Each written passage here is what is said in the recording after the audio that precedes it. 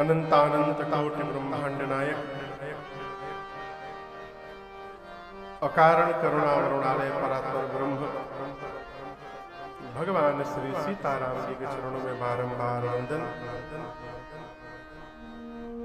देवादिदेव भगवान महादेव मान पूर्णा एवं अनंत बलवंत श्री हनुमंत लाल जी महाराज के श्री चरणों में साष्टांग दंडवत। कलि पावना अवतार प्रातः स्मरणीय परम पूज्यपाद गोस्वामी श्री तुलसीदास जी महाराज के पावन चरणों में बारंबार वंदन। बिहार के बक्सर जिले में स्थित आपका ये ग्राम सिमरी, जहां पर मां काल रात्रि की क्षत्र छाया में बैठकर हम और आप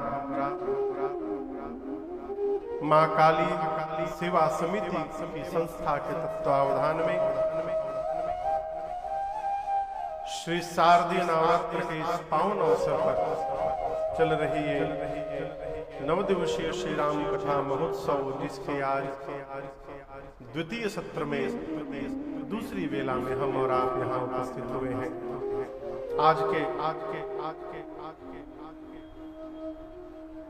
दैनिक यजमान परिवार में श्रीमान जगनारायण राय जी, श्रीमान उपेंद्र राय जी, श्रीमान राकेश राय जी, श्रीमान शिबू राय जी, श्रीमान सौरभ पांडे जी, श्रीमान दीपक कुमार जी एवं श्रीमान प्रकाश राय जी, सबने मिलकर परिवार के साथ ठाकुर जी का वंदन पूजन किया। आसपास सुदूर से आए आप समस्त कथा के रसिक श्रोता बंधु माताएं बहनें, फेसबुक के साथ साथ यूट्यूब पर जहां जहां भी लोग इस कथा को देख सुन रहे हैं, आप सभी लोगों को मेरा सादर जय सिया राम। सिया राम और जोर से कहिए जय सिया राम।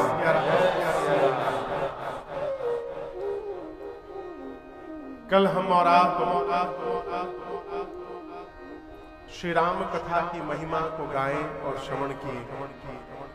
आज भगवान शंकर और मां पार्वती जी के विवाह की कथा हम और आप गाएंगे, श्रवण करेंगे। ऐसा लग रहा है कि इंद्र आदि देवताओं को लेकर पहले ही बाराती बन के चले आए हैं। जितनी बारिश हुई अचानक, 10 मिनट बारिश के फिर बंद हो गया।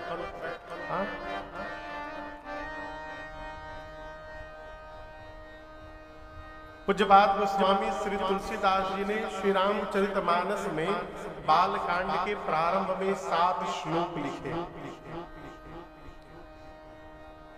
ऐसा मैंने संतों के मुख से सुना है कि इन श्लोकों की रचना बाद में की गई। सबसे पहले श्लोक में गोस्वामी जी ने गणपति भगवान और मां सरस्वती को एक साथ वंदन किया है।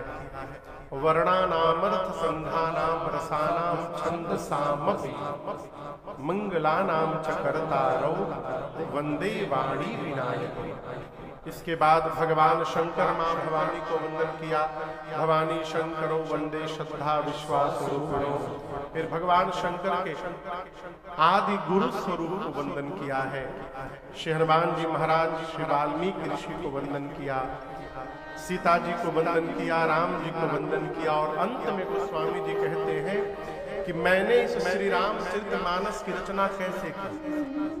बाबा कहते हैं नाना पुराण निगमागम सम्मतम यद रामायणे निगदितम क्वचिदन्यतो स्वान्तः सुखाय तुलसी रघुनाथ गाथा भाषा मति मंजुल। शायद आपको पता है कि नहीं है, कल आपसे मैंने निवेदन किया पूज्यपाद गोस्वामी तुलसीदास जी महाराज संवत 1631 में रामचरितमानस की रचना प्रारंभ की। जिस समय गोस्वामी तुलसीदास जी मानस लिखना प्रारंभ किए, उस समय उनकी उम्र लगभग 77 कितनी 77 वर्ष की अवस्था थी गोस्वामी जी। उसके पहले गोस्वामी जी संपूर्ण भारत का 3 बार पद यात्रा कर चुके थे। बद्री नारायण में भगवान बद्री विशाल से आशीर्वाद प्राप्त हुआ। केदारनाथ में भगवान शिव का आशीर्वाद प्राप्त हुआ। व्यास गुफा में श्री वेद व्यास जी का आशीर्वाद प्राप्त हुआ। तब काशी विश्वनाथ में भगवान विश्वनाथ की करुणा बरसी और इसके बाद गोस्वामी तुलसीदास जी महाराज ने रामचरितमानस को लिखना प्रारंभ किया। गोस्वामी जी कहते मैंने कैसे लिखा, कल आपसे निवेदन किया, बाबा ने इस बात की घोषणा की कि मैंने लिखा नहीं, मुझसे लिखवाया गया है। किसने लिखवाया? शंभु प्रसाद सुमति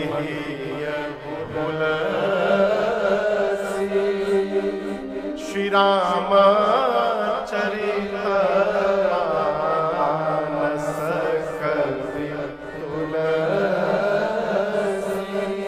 गोस्वामी तुलसीदास जी कहते मैं तो केवल निमित्त मात्र हूं, करने कराने वाला कोई और है।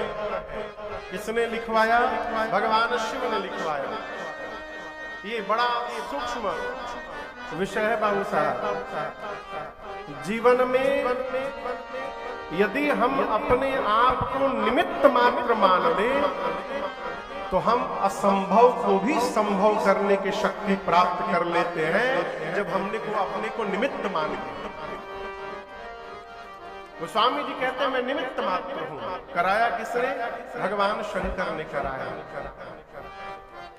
गोस्वामी जी कहते मैंने 4 वेद, 18 पुराण, 6 शास्त्र और जितने रामायण हैं सबके सारांश को निचोड़ करके इस श्री रामचरितमानस में रखा है। क्यों रखा है? स्वांतः सुखाय तुलसी रघुनाथ गाथा भाषा निबंध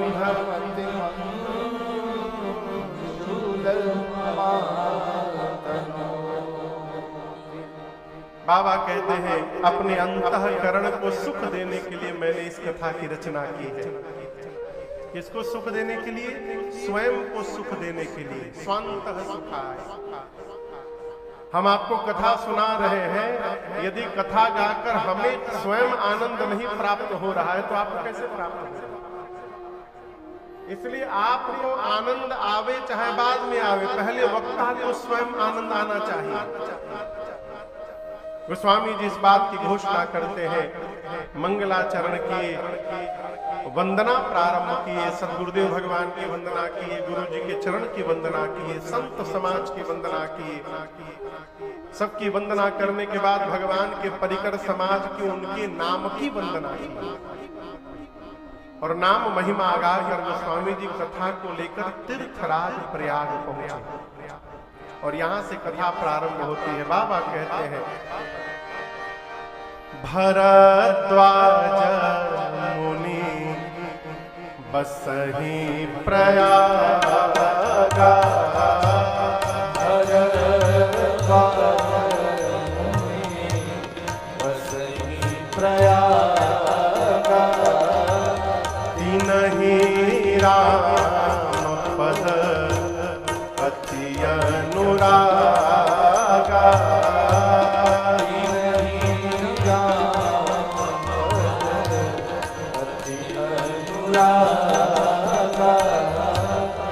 तापस समदम दया निधाना, तापस समदम दया निधाना, परमारथ पथ परम सुजाना,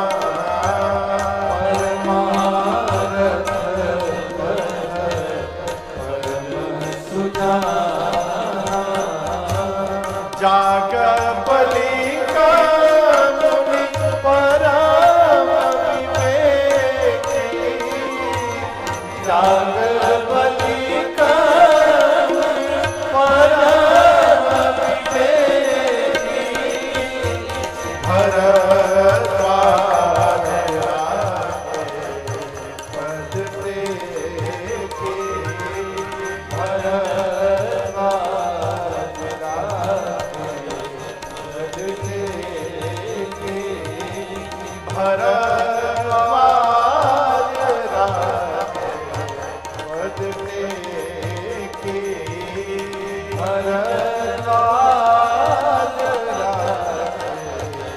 टेके, तीर्थराज प्रयाग में एक मुनि है, जिस मुनि का नाम है श्री भरद्वाज जी। तपस्वी है, परमार्थ पथ पे चलने वाले पथिक है, राम जी के भगत है। तिनहि राम पद अति अनुराग। प्रत्येक वर्ष प्रयाग में माघ के महीने में एक माह का मेला लगता है। ऋषि मुनि साधक जाकर वहां कल्पवास करते हैं। एक वर्ष ऋषि महात्मा मुनि वहां एक माह रहने के बाद जब श्री भरद्वाज जी से विदा लेकर अपने अपने आश्रम वापस लौटने लगे, तो उन मुनियों के मध्य में एक मुनि है जिनका नाम है श्री याज्ञवल्क्य ऋषि। भरद्वाज जी ने जाकर के उनके पांव को पकड़ लिया। भरद्वाज